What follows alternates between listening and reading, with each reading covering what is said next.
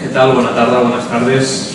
Bienvenidos a la Casa del Libro de la Rambla de Cataluña. Vamos a presentar el libro de cuentos hindúes de Asha Mahan y Mónica González, que está aquí a mi lado. ¿Qué tal, Mónica? Hola, ¿qué tal? Buenas tardes. Bueno, es un libro que la verdad es que supongo que algunos de vosotros ya lo habréis leído y los demás vais a tener la oportunidad no solo de leerlo, sino que también la autora os firme ejemplares. Es un libro que yo recomendaría especialmente para aquellas personas que les guste la cultura hindú y sobre todo también para aquellos que quizá no les gusta todavía porque no la conocen del todo. Es un libro que os va a servir pues, para reflexionar, para crecer personalmente, de manera interior, para crecer también espiritualmente y bueno, para daros cuenta que a veces la cultura, por lejana que sea, por lejana que esté geográficamente de la nuestra propia, es muy parecida. Hay muchos cuentos de los que aquí estamos leyendo que tienen reminiscencias, historias y que tienen sobre todo personajes que nos pueden recordar a nuestra propia cultura, la cultura que tenemos nosotros más interiorizada, la que es más propiamente con la que hemos crecido. Y vamos a descubrir que en realidad el pueblo hindú tiene muchos elementos en común con nuestra propia existencia. Nos lo va a explicar mucho mejor Mónica, que bueno, en fin, algunos ya la conocéis, ella es periodista. Ha trabajado en diversos medios de comunicación, de prensa escrita, televisión, radio, colabora actualmente en Onda Cero, en La Vanguardia, en diversos portales, siempre interesada por esos temas, en fin, que al final siempre despiertan tantísimo interés porque muchas veces hay gente que no quiere del todo que se hable sobre estas cuestiones. Hoy nos trae un tema muy vinculado con la cultura, con una cultura que es muy atractiva para el pueblo catalán y para el pueblo español, que tenemos muchos vínculos, como hemos visto desde el punto de vista cultural, aunque económicos e históricos no tengamos tantos, pero para que veáis que la cultura, pues un poco parece que la llevemos como en el ADN, y eso nos acaba contando Mónica en este libro, que yo creo que la auténtica protagonista es ella y es ella la que tiene que explicaros. Pues en fin, sobre todo Mónica, lo que más nos llama la atención es cómo empezaste a pensar la idea de crear una recopilación de cuentos hindúes como la que nos presentas hoy y que, en fin, que la tenemos aquí delante dentro de la colección Sabiduría Ancestral. Gracias, Carlas. Bueno, yo creo que hay que agradecer siempre tanto a Carlas como mi padrino esta tarde, ¿no? Que me acogió magníficamente su programa Miss de Radio en Onda Cero Cataluña, con el que comparto los lunes por la noche una pequeña sección dedicada al misterio de la conspiración, y ahí estamos mano a mano hablando de estos temas tan distintos que a la gente le puede gustar o no. Yo agradeceros a todos los que habéis venido esta tarde porque me hace mucha ilusión ver caras que hacía tiempo que no veía, a personas que comparten momentos maravillosos de mi vida y personas que hay gente que son muy amigos míos, compañeros de los medios de comunicación, periodistas, escritores, que estoy muy contenta esta tarde de que forméis parte de esta pequeña presentación, que no me quiero enrollar demasiado. Yo creo que las presentaciones más bien cortas que largas porque luego uno se aburre y tampoco es plan de dar el rollo. Después de dar las gracias, quería disculpar a la segunda autora, Asha Mahan, que es la periodista con la que comparto coautoría en este libro de cuentos hindúes. Hasta el último momento no sabíamos si iba a poder venir a la presentación aquí en Barcelona porque ella reside actualmente en Londres. Me ha dicho en el último momento que no podía porque tiene un rodaje de un tema de televisión donde trabaja en la productora, y entonces ella me ha dicho para todos nosotros esta tarde aquí en Barcelona, Namaste, que significa que lo divino que hay en ti, en mí, saluda lo divino que hay en ti. Así que Namaste a todos. Dicho esto, me gustaría contaros un poco cómo conocí a Asha, porque los libros no surgen porque sí. Tienes una idea, seguramente muchos de vosotros podréis tener una idea que luego se materialice en un libro. Cómo conocí a Asha fue muy divertido porque en una reunión de periodistas y escritores en casa de un buen amigo, dormíamos unos cuantos y en esa cena nos presentaron y empezamos a hablar un poco de nuestras vidas, de escultura, de mi cultura, de lo que se parecía la suya de la mía. Empezaba a hablar de su familia, de la mía, a hablar de cosas personales. Empezamos a desnudarnos un poco, ¿no? El alma, que muchas veces nos falta, desnudarse el alma cuando uno conoce a alguien, ¿no? Sin tapujos. Pues nos caímos muy bien. Y en esa cena fantástica y maravillosa que tuvimos, donde por supuesto siempre hay algo de alcohol, porque los periodistas y los escritores les gusta un poquito beber para un poco desinhibirnos, pues llegó un momento que hubo una anécdota muy bonita, donde se acercó uno de los comensales con una jarra de sangría que goteaba en aquel momento. Entonces empapó parte del mantel que yacía ahí en la mesa, y alguien dijo, no, retirad la jarra porque no vale, no sirve para nada, es una jarra que gotea, que está rota y que no vale para nada. A lo que Asa dijo, no, es que en mi tierra, en la India, yo soy de Nueva Delhi, eso no se hace. Cuando algo se rompe o cuando algo a lo mejor está obturado, no se tira. Y entonces contó una bonita historia, y ahí fue donde comenzó todo. La historia que nos contó habla de una vasija agrietada, habla de un porteador que iba de un pueblo a otro con una vara, ¿no? en los hombros aquí detrás, y una vasija a un lado llena de agua, la otra también, y una de ellas estaba agrietada. Llevaba así durante 2 años porteando agua de un pueblo a otro, llevando agua que no había por el camino. Un día la vasija agrietada le dice a la vasija que no estaba agrietada, vasija, ¿por qué me sigue teniendo el porteador con él si yo pierdo agua y cuando llego al otro pueblo estoy a la mitad, no sirvo para nada? La vasija que no estaba agrietada se reía de ella y decía, tú no vales para nada, se reía continuamente de ella, se burlaba de ella, se mofaba. Un día el porteador, viendo que la vasija agrietada estaba muy triste, le pregunta a la vasija, ¿por qué estás tan triste? Y le dijo, porteador, ¿por qué sigues teniéndome contigo? ¿Por qué sigues llevándome contigo? A lo que el porteador le dijo, cuando regresemos el camino, cuando hayamos llevado el agua, verás por qué sigo contigo. A la vuelta le dijo, mira a tu derecha, y vio que en el camino había muchísimas flores hasta llegar al otro pueblo. Cuando llegó la vasija agrietada al otro pueblo le dijo, pero ¿por qué sigues teniéndome contigo? Y dijo el porteador, ¿ves el camino, el sendero lleno de flores, lleno de esa belleza tan bonita? Dice, por eso te tengo conmigo.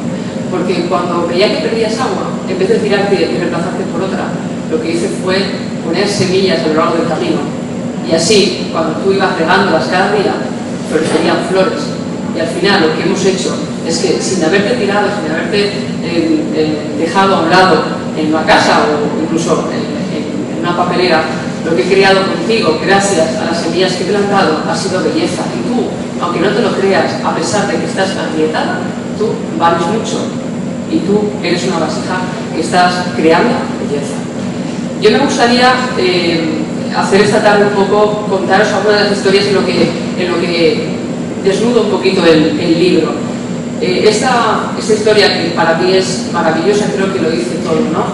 Nadie es perfecto. Yo me gustaría que interactuemos un poco, ¿no? Yo creo que también colaboréis conmigo, porque si no sería muy aburrido que yo hable durante media hora, está claro, ¿no? Me gustaría que la gente que estéis aquí me digáis y levantéis la mano a aquellos que penséis que sois perfectos, por favor. ¿Alguien levanta la mano para decir que sois perfectos o perfectas? ¿Tú crees que alguien cree que es perfecto? Yo creo que no. Ahí lo ha dicho la señora muy bien, ¿verdad? ¿Tú te sientes perfecta? ¿Ah, sí? Yo creo, sí. ¿Ah, sí? Yo también. ¿Usted perfecto también? Bueno, pues, Caramba. la gente se siente perfecta. Yo me imagino que lo que ellos quieren decir es que dentro de sus defectos, dentro de esas cosas que a lo mejor no son bonitas, entre comillas, son perfectos. Y realmente yo me siento imperfectamente perfecta. Imagino que ustedes y vosotros, y permítame que os tutee, os sentiréis realmente imperfectos, porque al fin y al cabo la perfección no existe. La vasija estaba agrietada, pero realmente valía ¿para qué? Para crear belleza.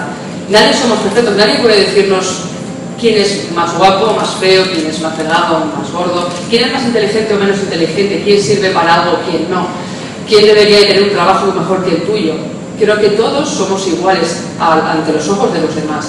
Por ello la perfección no existe, como bien decía la señora, ¿no? Y como bien decían los demás que decían, no, yo soy perfecto, sí, sois imperfectamente perfectos, porque dentro de vuestras limitaciones, que no son tal cual limitaciones, tenéis algo maravilloso, que son virtudes. Yo creo que los defectos, y eso es lo que pretendemos Asa y yo en este libro, es cambiar esa concepción, que los defectos no son defectos, son realmente virtudes. Yo creo que todos tenemos la capacidad de aportar cosas bonitas. Yo creo que todos tenemos esa capacidad de cambiar el mundo, pero desde uno mismo siempre. Este fantástico libro, donde Asa y yo hemos recopilado toda esta información, hablaba de esa cena. Cuando Asa contó esta historia maravillosa y muy bonita, alguien de la mesa dijo, oye, pues ¿por qué no hacéis un libro, una recopilación de cuentos, no sé, hablar un poquito? Entonces lo hablamos ella y yo y llegamos a la conclusión de que podríamos recopilar 46 historias de la India, procedentes de allí, pero desde otro punto de vista, darles ese toque al estilo de moraleja, donde podamos mostrar y donde la gente pueda aprender, sobre todo, aparte de entretenerse, algo bonito. Un libro sirve para entretener, digo que nadie sirve con un libro para aburrirse, ¿no? El libro es para entretener, pero sobre todo queremos que la gente aprenda. Son 46 cuentos donde analizamos historias, personajes, vivencias, donde hablamos de reflexiones de lo bueno, de lo malo y lo divino, de lo bueno y lo malo, de los defectos de las virtudes. Pero sobre todo intentamos que la gente aprenda, que es lo que yo desde mi vida y desde mi experiencia personal siempre he querido hacer, las cosas que a mí me gustan y que he tenido suerte de hacerlas por suerte, ¿no?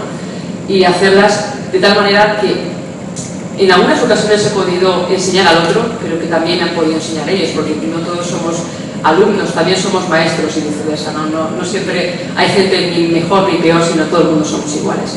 También me gustaría saber, de los que estáis aquí, si alguien ha ido alguna vez a la India. La señora, ¿alguien ha ido a la India por allí? La señora. ¿Y qué le ha parecido la India? He ido varias veces y he vivido ahí tiempo. He ido a estudiar, me parece uno de los lugares del mundo más interesantes. Su cultura, una serie de cosas que son dignas de estudiar.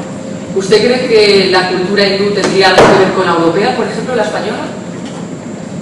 Yo creo que de todas las culturas se puede sacar parecidos y no parecidos. No tanto, no lo he pensado así concretamente. No lo he pensado, la verdad. Nosotros... Más bien sí.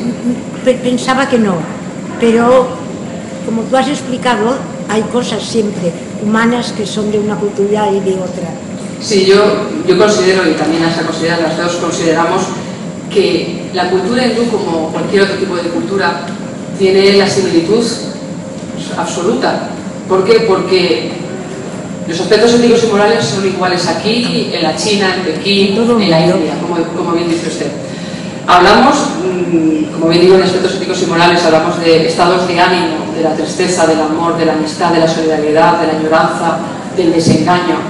Intentamos explicar determinados sentimientos. Hay una historia que habla sobre la amistad, porque también habla de la amistad este libro, y habla sobre, al sur de la India hay un pueblo llamado, o una ciudad llamada Goa, que da al mar, donde dos hombres estaban un día discutiendo. Uno de ellos le dijo una serie de improperios, se enfadó mucho y le pegó un bofetón al otro.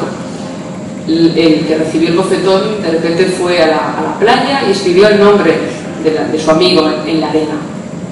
2 o 3 días después, la persona que le había pegado a la otra se acercó y le dijo: ¿me podrías ayudar en el trabajo? Necesito un poco de ayuda. El amigo le ayudó sin pedir ninguna explicación y sin ningún tipo de resentimiento. Y cuando el amigo le dio las gracias, aquel el que le había dado una bofetada en su momento, fue a la playa de nuevo, pero cogió esta vez una roca y forjó poco a poco el nombre de la roca.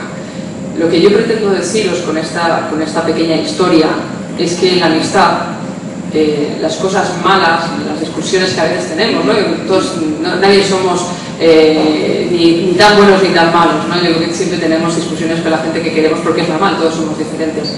Pues las cosas que no son buenas o las cosas que los improperios, muchas veces, en vez de quedarnos dentro y con ese resentimiento que no deberíamos de tener, lo que deberíamos es, como bien hizo este buen hombre, ponerlas en la arena. ¿Por qué? Porque la arena, al contacto con el mar, se va siempre, o con el contacto con el viento, la arena se mueve y no se quedaría forjada. En cambio, en la piedra sí que se queda forjada, porque las cosas bonitas y buenas de la vida siempre tienen que quedar plasmadas de esa manera.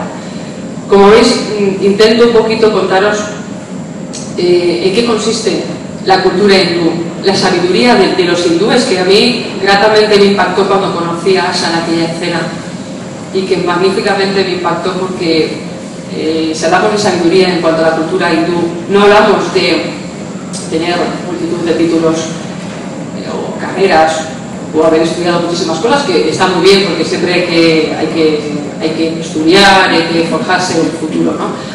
Cuando hablamos de sabiduría hablamos del conocimiento ilustrado, no del conocimiento ilustrado, sino de dar valor a lo poco que tenemos, de mirarnos dentro. Es muy fácil mirar al vecino, que lo habremos hecho, incluyo yo primera porque tampoco soy perfecta, como he dicho al principio.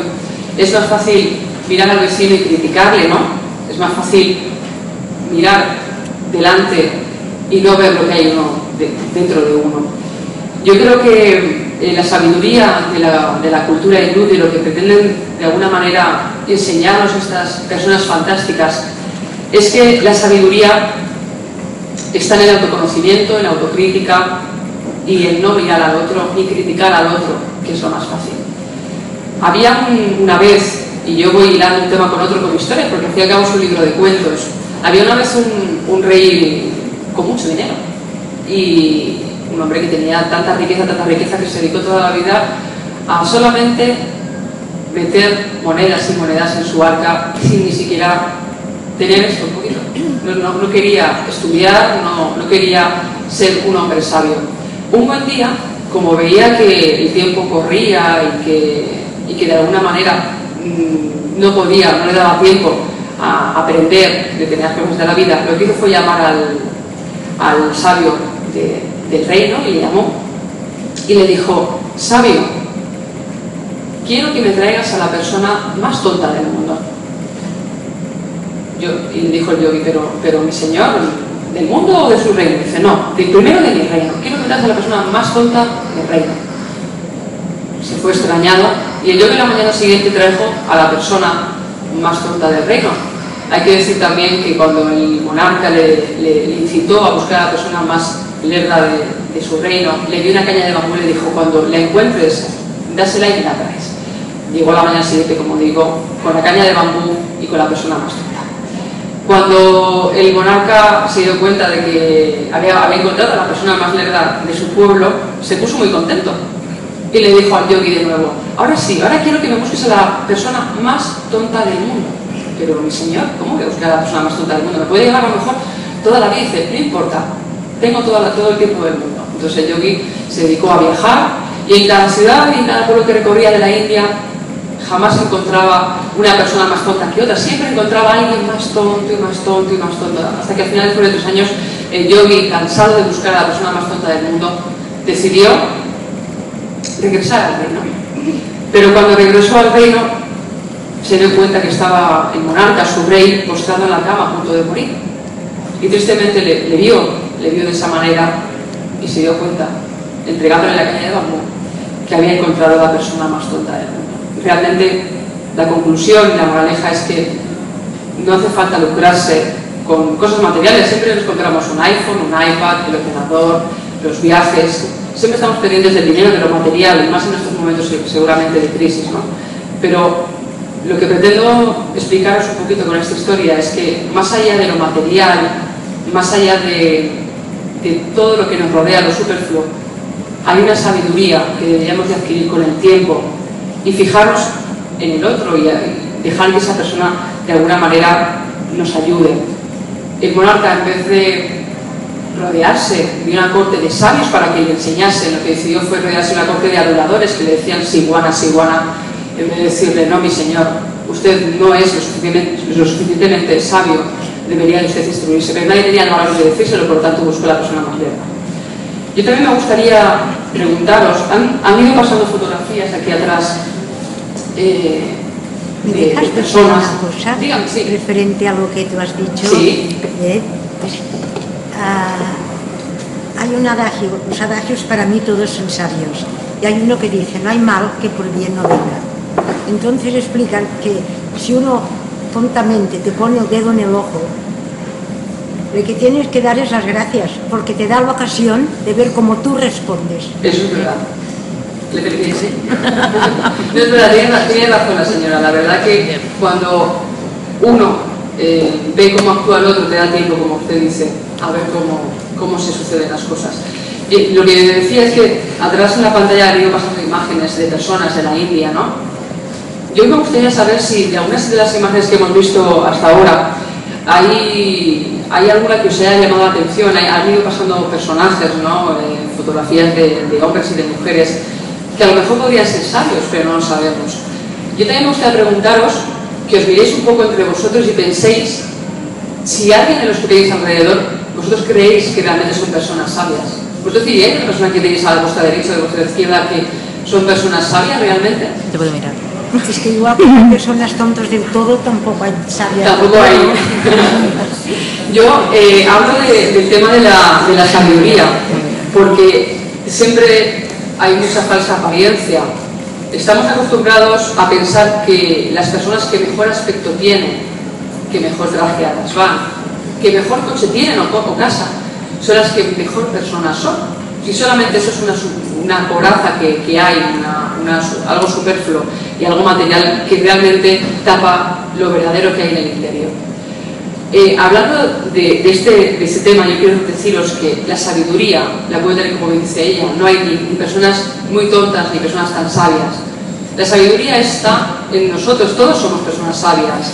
Usted puede ser una verdadera maestra, pero también puede ser una verdadera alumna, porque nunca hay que dejar de aprender durante los años que tenemos, ¿no? Yo creo que aunque cuanto mayor sea uno, más tiene que seguir aprendiendo. Nunca hay que dejar de aprender en la vida, y es lo que pretendemos con cada una de las historias, que todos los días aprendamos algo bueno. Además, me gustaría que en los tiempos que corren y que daros una solución, entre comillas, rápida, que algunas historias hablan, por ejemplo, no directamente de la crisis económica en la que estamos, evidentemente, porque no habla, esas historias son ancestrales, no habla de ese tipo de cosas, pero sí que habla de personas que están perdidas en la vida, personas que, por ejemplo, pueden estar ahora mismo en el paro, que no saben qué hacer, que les han echado de su empresa y no saben pues por dónde salir, qué camino actuar. En alguna de las historias nos emplaza a que tenemos que tener una autoestima sana, tranquila, a que tenemos que mirar las cosas desde la lejanía.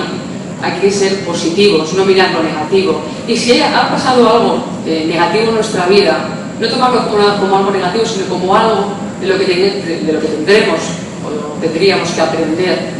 Porque los obstáculos en la vida no son, digamos que, problemas. Por lo menos yo ahora no lo pienso así. Yo sí, hace tiempo sí que pensaba que había un obstáculo en mi vida y pensaba que era un problema, pero ahora pienso y considero que los obstáculos y los problemas en realidad lo que nos dan es mayor fuerza para seguir adelante. Yo también me gustaría saber cuántas personas de aquí son padres o madres, que me levanten la mano, por favor. Bueno, mucha gente que son padres y madres, enhorabuena por ser padres y madres, porque yo creo que eso es algo en la vida que siempre por lo que se tiene que pasar y que espero que algún día me toque a mí. Yo os pregunto esto porque me gustaría saber si a vuestros hijos les dejáis caer, les dejáis que se equivoquen. Me gustaría que me dijerais que sí o que no. ¿Sí? Sí. Bueno, sí. Sí, sí. Me alegro que digáis que sí, porque hay gente que me ha dicho una vez, no, yo a mi hijo no le dejo caer nunca, ni que le pase nada. Pues me alegro que me digáis que dejáis caer a los niños, porque a mí mis padres me enseñaron, tengo suerte, me enseñaron que en la vida las piedras del camino hay que saltarlas. Da igual si en línea recta, da igual que en diagonal, da igual cuánto tardes en saltarlas, pero hay que saltarlas. Y si te caes, hay que levantarse y seguir caminando. Y si hay más piedras, saltarlas. Y si te caes, seguir caminando. Yo creo que los obstáculos de la vida, lo decía hace un momento, son las pruebas que te dan para ser más fuerte.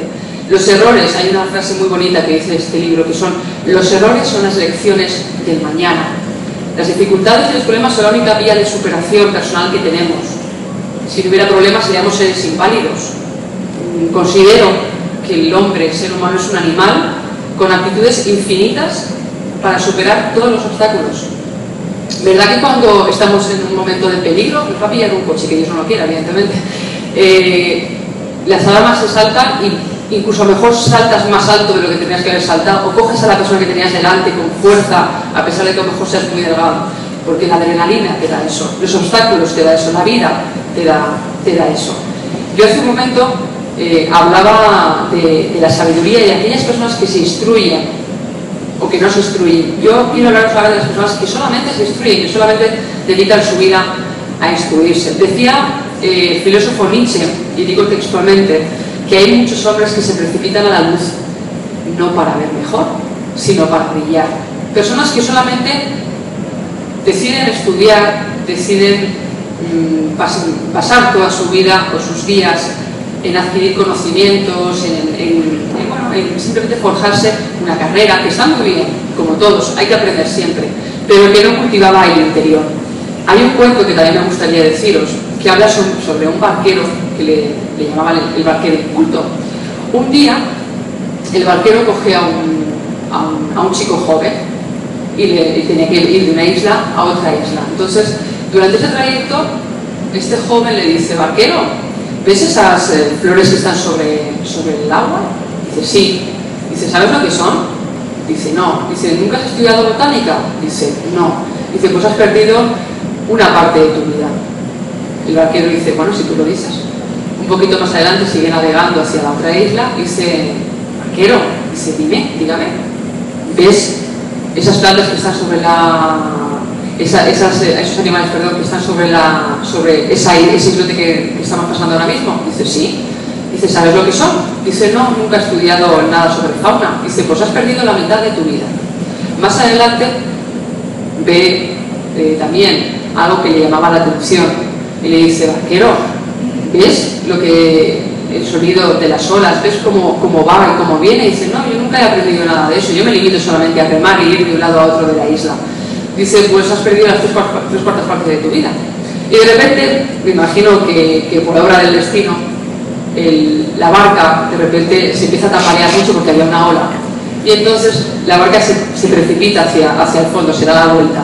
Y entonces, gritando, le dice el barquero al joven: joven, ¿sabes nadar? Dice: no, y se ahogó. Es decir, había perdido en aquel momento toda su vida, ¿no? Así que hay cosas tan banales o tan sencillas como montar en bicicleta, como nadar, como tomar un café con los amigos, que deberíamos de seguir haciendo, no solamente escudarnos, digámoslo así, podríamos decirlo así, escudarnos en nuestra propia coraza. Muchas veces nos miramos muy poco, por no decir que nada. Esa coraza lo que hace simplemente es separarnos del vecino, de los amigos, de la gente que más queremos. Si me preguntáis: Mónica, ¿qué has aprendido con este libro? Primero, he conocido a una persona maravillosa que se llama Asha, que la verdad que me ha dado mucha pena que no pudiera venir esta tarde con nosotros.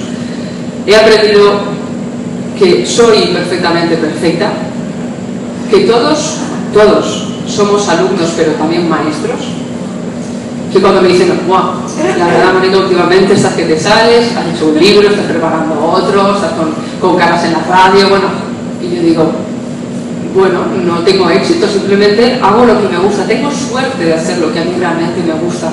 Soy una persona afortunada porque también me lo he trabajado. Cuando alguien te dice: jolín, qué suerte tienes, ¿no? Bueno, habrá que ver la trayectoria de esa persona, de cómo se lo ha ido trabajando todos los días y el sacrificio que ha sido y ha supuesto en su vida llegar hasta allí. Yo me siento afortunada porque realmente a día de hoy hago lo que me gusta. Anteriormente también siempre lo he hecho, más o menos, siempre he aprendido de todo el mundo que me ha rodeado e intento hacerlo cada día. Intento que ese ego que todos tenemos no se me suba demasiado y me nuble la vista, porque muchas veces nos perdemos cosas maravillosas de la vida. E intento que para mí el éxito es que esta tarde todos vosotros hayáis venido aquí a escucharme un ratito, espero que no haya sido muy aburrido, y a pasar una tarde maravillosa, porque hoy he aprendido que la amistad sí que vale. Muchas gracias.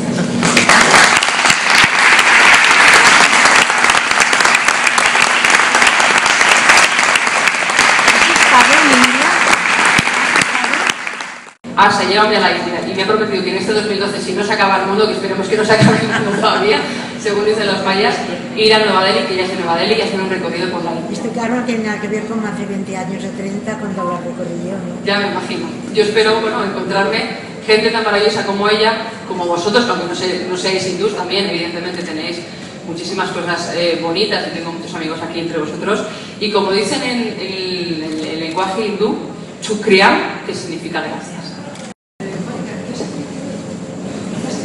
Lo más importante que he aprendido, a quererme, porque a veces uno se deja de querer por el estrés, porque la vida te lleva de un lado para otro a quererse. Este libro es para que te quieras, porque te hace sacar lo mejor que hay en ti. Y yo creo que he puesto, y tanto Asha como hemos intentado poner, el corazón y el alma, que es lo más importante. ¿De dónde has sacado toda esa fuente espiritual que te llena y que te puede decir feliz tú que crees? Yo creo que la fuente espiritual que me dice que llevo, yo creo que siempre ha estado ahí.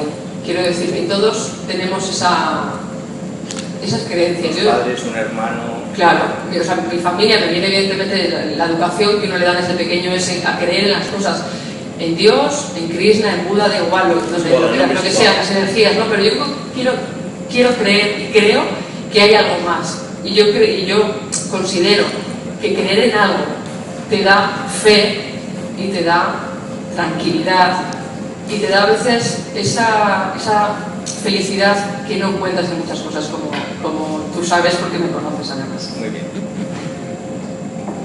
¿Alguien más quiere hacer alguna pregunta? Imagino que Sí, José Luis. este libro habrá supuesto como ese primer hijo, ¿no? Que es, ¿Un hijo? bueno, Sí, aquí lo tengo, mire, ¿se parece a mí o no? Bueno, es más guapo que sí, yo. incluso los escritores de los correos. Sí, Un hijo, ¿no? O sea, que fue un libro, entonces, para mí es para el hijo, sí. claro, es esta ilusión que se tiene por tener este primer hijo, lo estás preparando cuando estás pensando qué es lo que vas a transmitir, cómo lo van a afectar los lectores, y sobre todo ese mensaje que tú decías que quieres compartir con los demás, de alguna forma puedes servir como una lección en un momento determinado. Para aquellos que me conocéis y que no me conocéis tanto, aquí me conoceréis más. Porque yo soy una persona que cuando hago algo, en el trabajo, en la vida personal, lo doy de verdad, de corazón, hasta el final. Con sudor y con lágrimas, porque yo creo que en la vida hay que hacerlo con sudor y con lágrimas, porque las cosas no te vienen del aire, la vida no es tan fácil como la pinta. Tampoco tan difícil, ojo, ¿eh? Pero como bien decía José Luis, que también es escritor y periodista, un magnífico escritor, le he puesto, para mí, todo. Pero como siempre, no es algo anormal o fuera de lo común en mí que no le ponga todas las ganas. Sí que lo contemplé, gracias a Asa también saqué esa otra parte, me conocí de otra manera. Venía de un mundo que era de la radio, solamente la radio, y ahora hago un poco de radio, escribo, colaboro con diferentes medios y me he conocido un poco más. Cuando te sales un poco de tu mundo y de repente es como si vas a un acantilado y ves el paisaje de enfrente, ves el mar o la montaña, es como que te abre la puerta, ¿no? Y a mí me abrieron la puerta y dije, oh, esto es un nuevo mundo para mí, ¿cómo me gusta? Y he descubierto que me gusta escribir y que me gustaría dedicarme a escribir, si Dios quiere, y si les gusta, claro, porque si nos gusta y no vendemos libros, aquí poco negocio vamos a hacer. Pero yo aquí, y Asha también me lo dijo, me comentó, diles que yo también he puesto todo sobre mí aquí. Y de mi parte deciros que yo le he puesto las ganas, la ilusión, el corazón, el alma, lo poco que sé y lo mucho que he aprendido, lo mucho que me han enseñado y que me habéis enseñado algunos de vosotros que os conozco. Este libro es de cada una de las personas que yo he conocido en mi vida y que espero conocer siempre. Pero son cuentos totalmente hindús, has cogido unas recopilaciones un poco. Es una recopilación, son 46 cuentos divididos en varios bloques, donde aparece una pequeña entrada de 5 o 6 líneas explicando un poquito qué es lo que vamos a leer. Por ejemplo, hacer amistad, pues unas pequeñas líneas. El cuento hindú que hemos seleccionado Asha y yo, de entre 5.000 que hemos encontrado, los que creemos más representativos y que nos van a ayudar aquí en nuestra cultura europea, que es lo más importante, ¿no? Hemos seleccionado esos cuentos y al final de cada cuento hay una moraleja, una reflexión donde explicamos cómo nos puede ayudar, donde analizamos un poco ese cuento, donde intentamos dar una enseñanza. Yo no soy más que nadie, ni pretendo ser una mujer sabia. Yo nunca soy una mujer sabia porque quiero aprender y ser una buscadora nata toda la vida. Quiero que la gente a la que conozco y en este momento estéis aquí, me sigáis enseñando porque yo me lucro de lo que me enseñáis. Entonces, esto se trata, este libro y esta serie de recopilaciones, se trata, pues eso, de intentar un poquito que la gente aprenda, de entretener, de que cogáis un día el libro, porque a veces yo lo hago en casa, ¿no? De repente abro y digo, a ver, y leo una palabra, una frase. ¿Qué me vas a enseñar hoy? Cuentos hindúes. Entonces abro y me pone, tomar las riendas de nuestra vida, me sale aquí. Pues tomo las riendas de mi vida, ¿no? Perdona, Mónica, has dicho antes una cosa que no. Se acaba el negocio, no, déjate de estar de negocio. El negocio está en compartir como estábamos diciendo. Y es el mejor negocio. ¿Cómo es ella? Es una mujer de unos 40 años, más o menos. Es una mujer pequeñita, típica cara hindú, que además se nota, que es una persona que nació en Nueva Delhi, a los 7 años se trasladó por familia al Reino Unido, a Londres.